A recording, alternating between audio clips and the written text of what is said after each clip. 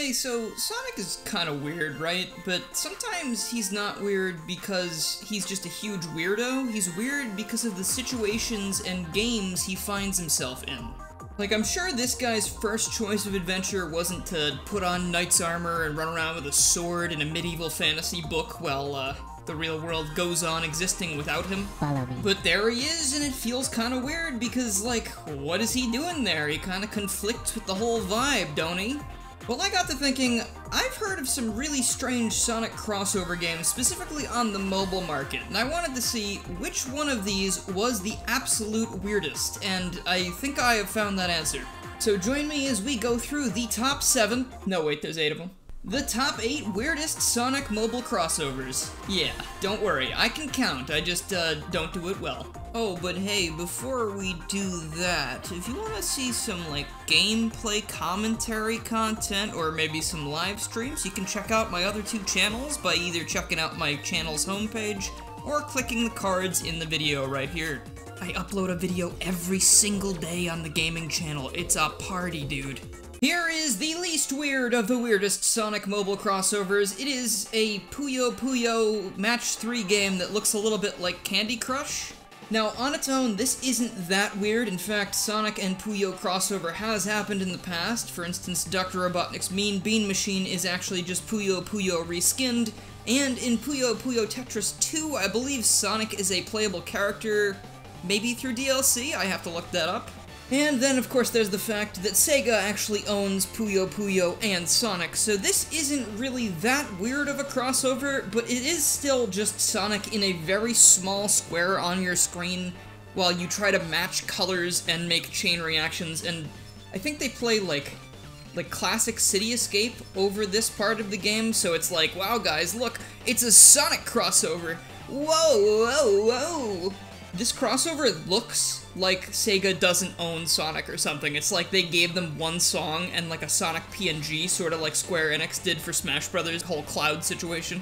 But just because this one isn't that weird does not mean they're not going to get strange, because as soon as the next game we're going to talk about, which happens to be PacMan Sonic, there's gonna be a lot going on in this list you're not gonna want to miss. It is a known fact by this point that Sonic and Pac-Man are very good friends. They say happy birthday to each other every year and have some really neato art together drawn by series regulars. And after they were introduced in Super Smash Bros. 4, they now start just hanging out on the regular, because Pac-Man and Miss Pac-Man and maybe some ghosts were put into Sonic Dash forever ago, and then in turn, Sonic was put into a Pac-Man game, so you can play Pac-Man with a Sonic skin. I think the total redesign of this game is actually really charming. I think it's really cute that they have a bunch of multicolored motobugs instead of ghosts, where they could have just definitely left the ghosts. This seems like one of those high-effort crossovers that everybody involved in probably had a good time working on. And also, I just really like motobugs, guys. You could even maybe watch my Motobug animated series by clicking the card up at the top there. You know, if it's out by now, but it will be out. But it is just Pac-Man at the end of the day, so let's move on to something that's a little different.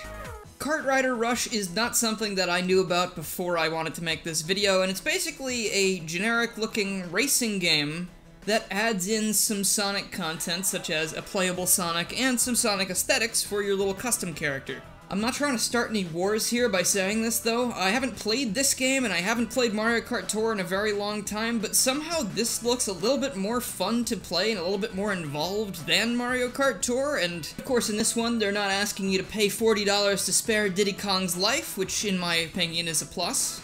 At this point, it's probably pretty obvious also that I'm not playing these games. This footage is all from my friend Sonic Station, who has recorded all this stuff and archived it for all of us to see. But I'm kinda upset that I don't get to actually try these myself, because it does look like a little bit of fun to play as this, and honestly, Sonic looks a little bit overpowered, or maybe the AI is just really, really bad. Either way, this looks like a competent little racing game, which might be fun to just play on the side, even if you don't have the Sonic stuff. Originally, I made the mistake of seeing this next one as not as weird as it was, because the title threw me off a little bit. When I saw Ulala Idol Adventure, I mistakenly thought that this was another Sega crossover, because in Sega's other game, Space Channel 5, the main character's name is Ulala. That's not at all what this is, though. It is a completely different Ulala, no relation, and that means this one's pretty weird, because I don't even really understand the appeal of this game, because it looks like most of the gameplay is just letting your character mindlessly run in a straight line. Oh, okay, no, actually, this makes perfect sense for Sonic, never mind. This crossover event adds, of course, a little scenario with Sonic interacting with the main characters of this game, and also adds a Sonic Dash-esque minigame, but it is extremely watered down, as obviously it would be a big deal to recreate something like Sonic Dash in a completely different game, which is okay, it makes sense. And in the scenario, the weirdest thing I could find here is that this human lady actually refers to Sonic as, like, this handsome and heroic hedgehog, which gives me some very bad flashbacks. I don't know what they were thinking with that whole Sonic having a human girlfriend idea. I'm really glad that was scrapped and they never actually used it in a real game. That would have been tragic. This next game actually has run in the title, and Sonic tends to do a lot of that, so it makes sense that he's in this one, I think. Cookie Run Kingdom is something that I've seen a lot of, because there's this Discord bot called Mude, which is basically just a gigantic gacha game that encompasses literally everything you could ever think of, right? And when you roll to find characters, you then claim them and add them to your collection, and I've seen Cookie Run Kingdom characters show up so often that I think me and a lot of the other people who are using the bot have put it on the disable list because we don't want them to pop up anymore. I've never seen gameplay of this one before I started making this video, but it looks like you run in a straight line, possibly auto-running, and you jump to collect shiny things, and then every so often you get into these mandatory enemy encounters where you gotta beat up some things before you can keep going. Holy shit, wait, this is just Sonic Heroes except edible. This would probably give me excruciating indigestion, and if I actually ate it, it would probably just kill me. On second thought though, I don't know if this one actually counts, because in all the text boxes, this isn't Sonic, this is Sonic Cookie. The real Dr. Eggman is here though, as his name is not followed by any form of pastry, though eggs are a primary ingredient in cookies, so the jury of chefs is still out on this one. This game actually looks okay though, I don't think it'd be that bad to waste your time with this. Now, I don't know why this one is so weird to me, but Angry Birds and Sonic, I guess they're both ball-shaped animals? But this isn't even like the real Angry Birds, it's one of the spin-offs where instead of a fun killing simulator, it's a mobile RPG and Sonic is just slapped in as a character. He doesn't even match the style of the game, like none of the Sonic things do. The crab meats and stuff right here, and Sonic and the giant piranha fish, they all look like they're out of a different game, and I don't know if it's because they're from a different game, maybe a different world. They look different to differentiate from the different universes. I don't really care, it just looks strange. I don't have anything else to say about this one either, because it's just a very basic-looking RPG with Angry Birds characters. I mean, it's kind of cool that they're dressed up in medieval armor and stuff, I guess. It's pretty coincidental to have two RPGs like this right in a row, and the only thing keeping this from not being the #1 weirdest entry on the list is that this is another Sega property crossover, therefore isn't as absurd as #1. They put Sonic in this Shin Megami Tensai game, and I might not know a whole lot about SMT, as I've only played, you know, the 3 Persona games that actually matter, but I do know that these guys summon demons. So that says a little bit about Sonic's origin. It might be a little darker than we were led to believe if you take this crossover seriously, as you should. But yeah, you can use Sonic to beat up well-known SMT creatures like pixies and stuff, and I guess that's a fun time. It's just funny seeing Sonic here, because he looks like he doesn't belong again. Like, the art style's fine, like, it meshes fine, but, like, what is going on here? Like, this is such a strange thing to have. It's like, I've got, you know, things like Orpheus, and Izanagi, and Arsene, and Sonic the Hedgehog, the Demon Prodigy. Alright, I've stalled long enough. The weirdest crossover I've seen in these mobile games is a game called Chain Chronicle, which was just about the last place I expected to see Sonic the Hedgehog and friends.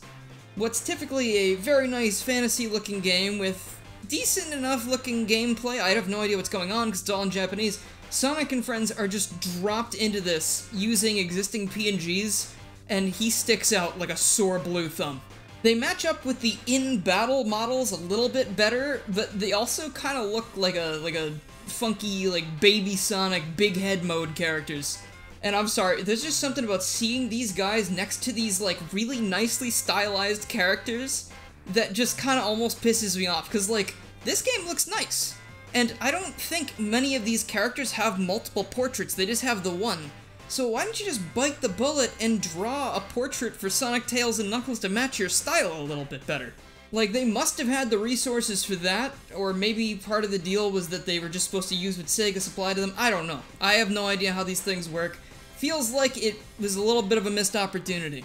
Also, I don't know if this game was a dating sim or not, because at the start of the footage I have, this person is firing hearts out of their body at an alarming rate before Sonic just casually appears. I feel like I'm losing my mind watching this. What is going on? Like, should I make up the story because I don't know what's going on here? Oh gee, I sure love Sonic the Hedgehog so much. I sure wish hedgehogs were real. Boy, do I have good news for you. Hey. Gadzooks! Hedgehogs are real!